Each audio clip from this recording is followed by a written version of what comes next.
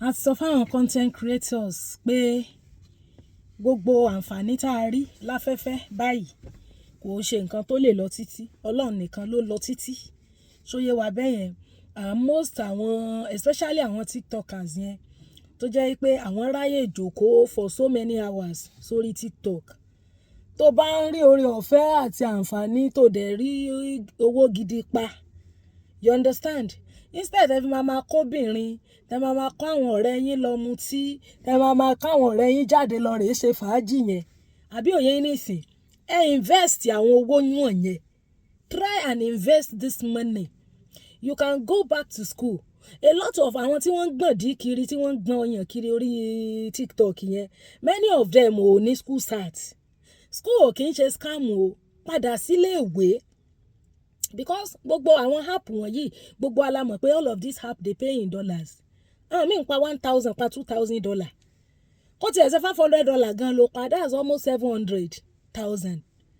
tó bá pa 1,000, that's something like 1.5M, àbí òye onísìn, torí rán pé dọ́là ti crash, ó ti di bí, ó ti less than 1.5 gan sí, tó bá rí má láti rate ẹ̀dá ẹlòmíì 1,480, ó tún lè tún skyrocket again, but for now at least, and all the content creator tó ń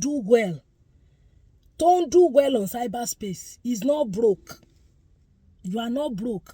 So má sọ pé o ò ní owó tó lè fi ra ilẹ̀ kó go into farming and food production. Má sọ pé o ní owó tó lè fi gba shop kó bẹ̀rẹ̀ very lucrative business. Má sọ pé o ní owó tó fi lè padà sí skúlù. Do something that is futuristic.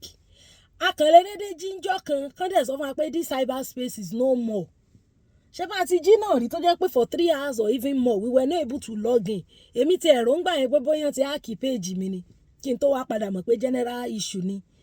So gbogbo all these unserious people tán wà lórí tiktok tí wọ́n ń jó dìbì, tí wọ́n ń gbọ̀dí bàlàbàlà, tí wọ́n ń jó kiri yẹn, take that money, change it, go and learn a skill. Lọ rẹ̀ enroll ara rẹ̀ síbi ẹnu ẹ̀kọ́ṣẹ́. You can learn skills, not skill o. Torí ní ìsìn source of income kan ò ṣe jókòó tì. You can go to fish pond, o lè learn bọ́n ṣe ń ṣe fishery, because kò síṣẹ́ tí ò ní kíkọ́, learn something. Tó o bá rí monetization oṣù kan oṣù méjì gan lásán, gaskiya it can change your story. If a content creator that you are doing well, kì í ṣe gbogbo content creator ló ń do well o. Bẹ́ẹ̀ àwọn tí wọ́n wà lórí tiktok ẹ̀rẹ́ lòmíì, ìjọ lásán ló ń jó, ẹ̀ẹ́dẹ̀ rí 2,000 people watching. Bẹ́ẹ̀ ni gift máa rolling, bó ṣe ń send universe, wọ́n máa send lion sí, wọ́n máa send àwọn gift ńláńláńláńlá. Tó bá ti wá cash out, á mú àwọn ọ̀rẹ́ wọn á lọ mu ọtí, wọ́n á lọ mu ògógóró, wọ́n á ra àwọn champagne, gbogbo àwọn expensive wine yẹn náà máa rà, NSC, gbogbo àwọn wine tó wà expensive yẹn náà wọ́n máa pour ẹ̀ out, náà wọ́n máa pariwo hey. Tó wọ́ yẹn bá tán tí ò bá sí ṣíṣí, ò ní rẹ́ nìkankan. Ẹsẹ̀ gìrì ńlẹ̀ àńjọ̀fẹ́ ṣe kinní kankan tán, ààrẹ nìkankan tó máa padà já sí nìyẹn. As e dey hot, tó orí ọ̀fẹ́, kódà kó sọ $500 ló ń ṣì ń rí for month. Tó gádà ẹjọ́, go and start a business. Farming is very lucrative. Kò sígbà tá a sùn tá a jí tá a ní jẹun, bá gbàwẹ̀ gan, a máa padà break náà ni. Obìnrin mi a máa ra wíìgì, ẹlòmíì a ra wíìgì 5 million naira ló máa gbé sí orí. Àbí òye wa nísìn, all these things will pay. Àbí òye abáyé nísìn, wá nǹkan tí ó ṣe. Ẹlòmíì wà bá ń tọ̀ jẹ́ pé ọkàn dédé wá sí cyberspace náà ni ló wò pé ẹ jẹ́ kó náà sọ̀kan sọ méjì, Ọlọ́run sì sọ́dọ̀ dídí mọ́ lọ tí ò tí ì ráyè parí school. Ẹlòmíì sì rè tó ṣe pé graduate ní tẹ́lẹ̀tẹ́lẹ̀ náà. You can learn skills. It cannot be for life o. Gaskiya akànlélẹ́dẹ́ jíjọ́ kan ká mọ́ sí rí gbogbo ààpù ìmọ̀. Sincerely, ìyìn sọ pé bóyá èèyàn wà pessimistic o, pé èèyàn ro tí ọ̀dà.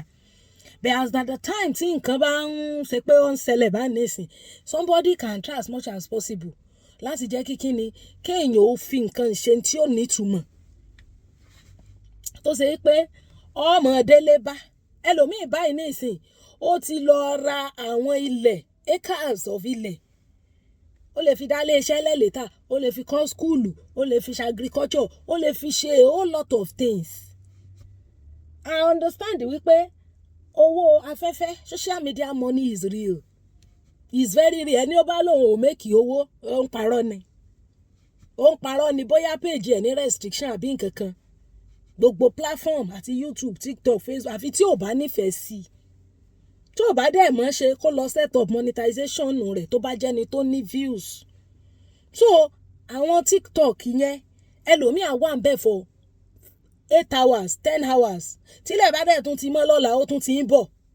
Irú ẹ̀mí báyìí weekend nìkan lèmi ń ṣe live stream. Gift mélòó ni èèyàn sì máa ń rọ̀nù tí máa ń ṣe live stream o. But some people their whole life is on TikTok and they are making money, serious money. Use that money to do something tangible. As a matter of fact, èèyàn tó ń jí lọ bí iṣẹ́ láàárọ̀ tó ń dé lálẹ́ kò lè make as much as somebody that is having views online. Kò lè make tó yẹn. I'm telling you. So it's a kind of thing tó jẹ́ pé tó bá ní orí ọ̀fẹ́ iṣẹ́ mi ò ní wù ẹ́ ṣe as far as Nigeria is concerned. Iṣẹ́ mi because kò lè bolo ti fẹ́ rí. Notwithstanding, use that money to do something meaningful. Tàbí kó o save rẹ̀. You can invest. Investment is also good. You can buy shares in banks. You can invest in FGM bond. You can do a whole lot of things. You can do business, especially nǹkan tẹ́nu ń jẹ́ business. Think of something meaningful to do with that money. Bẹ́ẹ̀ tó bá yẹ pé liability tó máa náwó lé lórí ló fowó yẹn kó jọ, you keep spending on top of it. Bẹ́ẹ̀ tó bá jẹ́ asset ni, bóyá o invest in real estate, o báǹkì ilẹ̀, o ra acres or hectares of land, it's going to appreciate. You can start a business. You can go back to school. You can learn a skill or learn skills. A whole lot of things you can do. Lo wá ń gbọ̀n di bálabàlà ló ń jó bálabàlà. At the end of the day, we might just wake up one day and they will tell us that we just try to log in. A kàn máa try láti log in. A kàn máa rí pé cyberspace is in them live and direct. So please, then má fi iṣẹ́ tó ń ṣe lẹ̀ nítorí cyberspace o.